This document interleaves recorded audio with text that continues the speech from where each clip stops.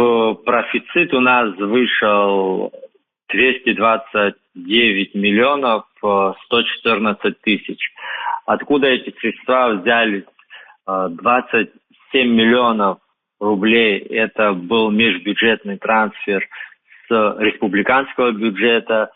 Депутаты от города Сухум при формировании республиканского бюджета внесли его в местный бюджет как дотацию. 18 миллионов 723 тысячи – это резервный фонд президента и премьер-министра.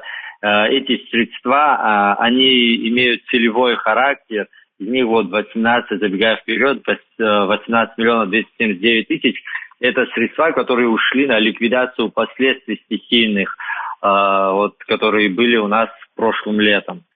И еще 443 тысячи это с фонда резервного премьер-министра, это помощь нашему АТП, автобусному парку. Там премьер-министр помог покрыть дефицит на запчасти и покрышки для автобусов. И 183 миллиона 391 тысяча рублей – это те средства, которые на период до 1 января остались у нас на счете.